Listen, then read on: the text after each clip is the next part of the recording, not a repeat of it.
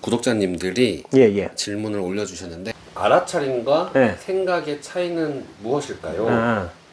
생각을 하다 보면 알아차리는 것인지 그것과는 별개인지 궁금합니다. 생각을 하다 보면 알아차리게 된 거지. 근데 제가 알아차림의 수행이란 게 윗바사나에서 굉장히 중요한 요소거든요. 그러니까 맨 처음에는 이게 알아차림을 연습할 거야, 아마. 이렇게 알아차린다. 근데 보통은 어떤 나의 몸의 기준에서 이제 어떤 내 생각이 어떤 패턴에서 알아차리는 게 아니라 그것들을 벗어나라고 있는 그대로 보는 차원에서 알아차리려고 노력을 많이 할 거예요.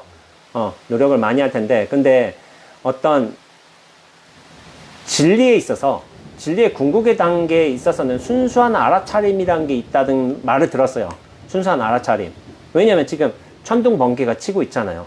근데 이거는 내가 저 소리를 들어야지, 안 들어야지와 상관없이 그냥 알아차리고 알아듣고 있잖아요. 근데 이것은 내 어떤 의지의 요소와 관련이 없어요. 생각이란 게 어떤 자기 주체에서 근원한 어떤 의지의 요소라면은 나 이렇게 생각해야지 한다고 그렇게 되는가요? 근데 사실은 그렇게 안 되거든요. 이를테면은 이제 수행해서 나 이제부터 마음을 쉬어야지, 생각을 안 해야지 한다고 생각이 안 해지나? 그런 일 없어요.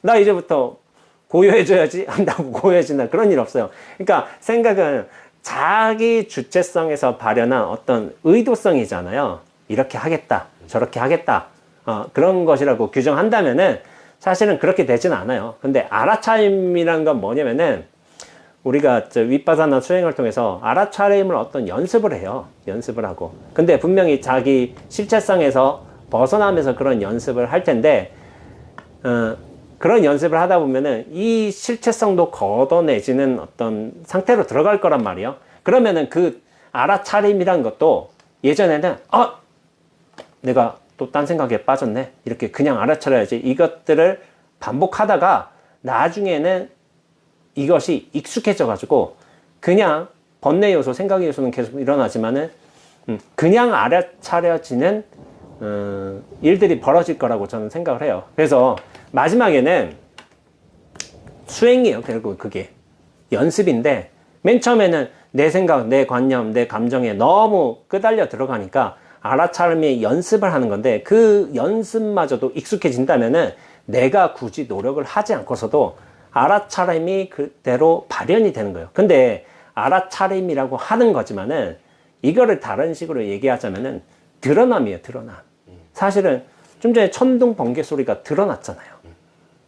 근데 이것은 우리의 어떤 인식할 수 있는 다른 감각 기관이 마련되어 있기 때문에 자연스럽게 인식되는 거잖아요. 그러니까 드러남과 알아차림이 사실은 별개의 요소는 아니에요. 자연스럽게 드러남, 자연스럽게 알아차림. 근데 그거는 나라는 어떤 존재에 대한 중심성, 실체성, 이것을 집착하지 않는다면 사실 눈앞이라는 이 근원 바탕에 의해서 자연스럽게 벌어지는 일들이라고 저는 생각하고 있어요. 근데 이제 여기 나라는 이제 중심 실체가 들어설수록 거기에 대해서 자꾸 이제 자신의 어떤 관점들을 세우는 거지. 나의 어떤 취사 선택을 하는 거지. 그래서 그대로 순수하게 알아차리고 그대로 순수하게 받아들여지 못하고 드러난 바를 누리지도 못하고 그런 상황이 벌어지는 것 같아요. 그래서 생각이란 게 자기 주체에 의해서 어떤 이렇게 해야 되겠다, 저렇게 해야 되겠다라는 의도성이라면은 알아차림은 우리가 눈앞 전체성으로 돌아가서 있는 그대로를 어떤 허용하고 받아들이는, 그러면서 일체 전체가 아까 전에 말했잖아요. 진리로 다 드러난다.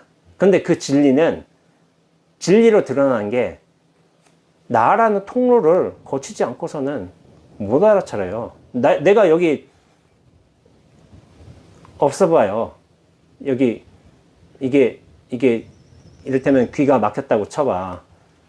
그렇다면 저 진리가 물론 이제 우리 감각장치에 어떤 고장 상태가 있겠지만은 나라는 통로를 통해서 내가 보고 듣고 느끼고 생각하는, 어떻게 보면 안이비 설신을 통해서 그 모든 일들이 펼쳐지고 있는데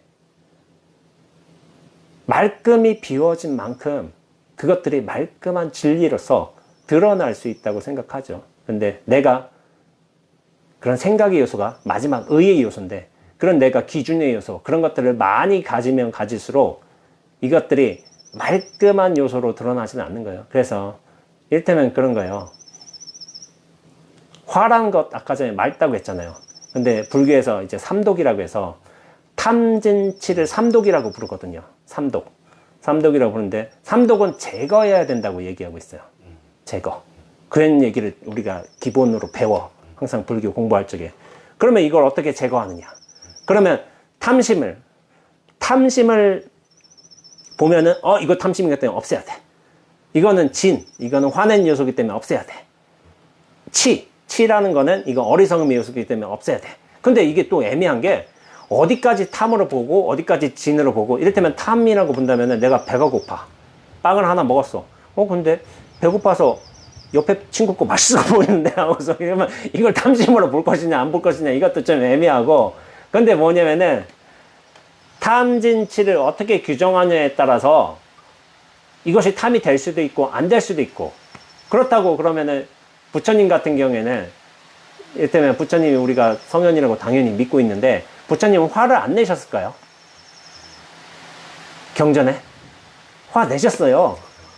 내신 적도 있고 그러면은 부처님은 배고파서 이를테면 뭐 이건 예상이지만은 깨달은 성령께서는 이거를 탐심이 없었기 때문에 사과를 하나 보고 만족하셨고 2개는 드시지 않으셨다 이렇게 생각할까요? 아니요. 근데 인연에 따라 배고프면은 하나 더 먹을 수 있는 거지. 그리고 성현들께서는 실수를 안 하실까요?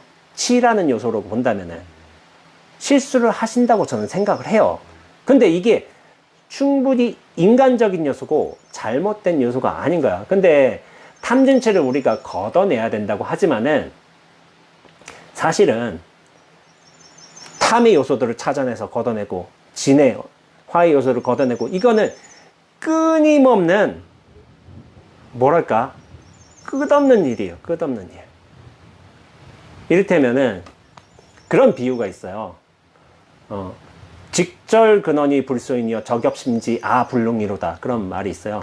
그러니까 탐의 내용물, 탐진치 어떤 내용물들이 있는데 그런 내용물들을 하나하나 제거해 가는 게 사실은 우리가 수행 과정으로서 있는 과정이기는 하지만은 뭐 이 낙가만한 뭐 이 수도한만한 이 나무가 있다고 쳐봐요. 그럼 거기서 나무에서 어떤 낙엽들이 이파리들이 자랄 거 아니에요. 탐의 내용물도 자라고 진의 내용물들, 생각의 내용물, 감정의 내용물 다 자라잖아요. 근데 그 이파리를 쳐봤자 이 엄청난 크기의 나무에서 이파리를 쳐봤자 결국에 어디서 또 자라나고 하는 방법밖에 없는 거예요. 그래서 모양새를 아름답게 가다듬을 수는 있겠지. 야, 진을 좀 걷어내고 탐진치 이렇게 참 걷어낼 수 있겠지만 결국에 인연 따라서 다시 이것이 내용물들이 자라난단 말이에요. 생각, 감정의 내용물들이. 그렇다면 이것을 근원적으로 없애는 방법이 뭐냐면은 직절근원이라고 했어요. 그 뿌리를 자르는 거예요. 뿌리를 탁 잘라내면은 더 이상 이런 이파리들이 자라지가 않겠죠. 그러니까 항상 제가 드리는 말씀이 그런데 근원으로 돌아가는 게 그 모든 생사의 괴로움으로부터 해탈하는 방법이지 그 내용물들을 아름답게 가다듬는 게 이 생사로부터 해탈하는 방법이 아닌 거예요. 근데 그 근원으로 돌아간다고 한다는 건 뭐냐면은 탐진치는 결과물이잖아요. 생각이나 감정도 다 결과물이잖아요.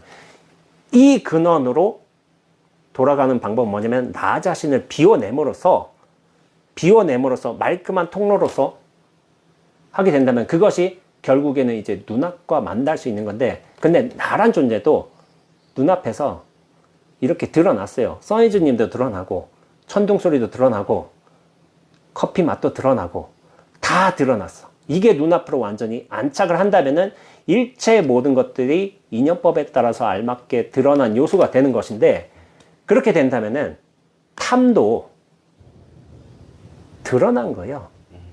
감정, 생각 다 드러났어요. 근데 뭐냐면은 그것을 나의 중심에서 취사 선택하고 이렇게 다루는 게 아니라 이 전체에서 탁 떨어져 가지고 허리의 아픔도 드러나고 천둥 소리도 드러나고 지금 약간 오후 5시가 돼가니까 제가 배고프거든요. 배고픔도 드러나고 모든 것들이 다 드러나는데 그 드러나면 사실은 아무런 잘못이 없어요.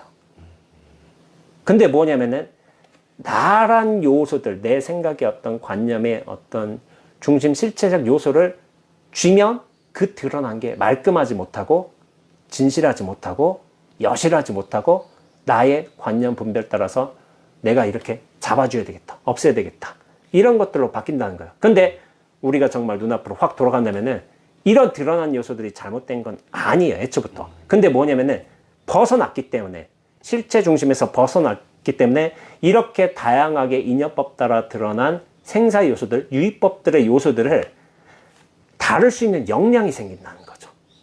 거기에 물들지 않고 빠져나와서 이것들을 다룰 수 있는 역량과 여유가 생긴다는 게, 이게 이 역량과 여유를 다루는 방식을 저는 지혜라고 부르고 있어요. 지혜란 게 그러니까 번뇌 따로 해서 이것이 번뇌고 이건 잘못된 생각이야 해서 이게 나눌 수 있는 요소가 아니라 이 실체화에서 벗어날 수만 있다면은, 그래서 우리가 눈앞에 안목으로서 전체 안목으로서 갈 수만 있다면은 이 유의법들을 다루는 게, 탐도 잘 다루면 지혜예요. 진이란 게, 선사들이, 우리 후배 학인들이 공부를 잘 못하고 해서 버럭버럭 화를 내고 몽둥이 치고 하는 것도 저는 자비의 모습으로 보고 있어요. 왜냐하면 그 상황에 맞게끔, 이 게으른 상황에 맞게끔 몽둥이질로 치는 것도 자비이고 지혜인 거예요. 근데 거기에 물들지 말아야 돼요. 화에 따라가서 물들면은 그거는 지혜가 아니죠. 근데 사람은 자기 수준만큼 사람을 보는 거예요. 아까 전에 얘기했던 것처럼 내가 화를 내는 수준에 있다면은 상대방도 그렇다고 생각할 거예요. 근데 이제 제 경험상 화를 부리는 분들도 분명히 계시겠구나. 저는 그거를 그때 굉장히 느꼈어요. 그러니까 자기 경험 요소라는 게 저는 굉장히 컸던 것 같아요. 이게 화가 이렇게 맑을 수가 있어? 이게 말이 돼? 해가지고, 근데 그게 실제로 가능하던 걸 제가 경험해 보니까, 아, 성현들께서는 전혀 다른 방식으로 이 생사법을 다루시는 분들이겠구나 하는 그런 생각이 들더라고요.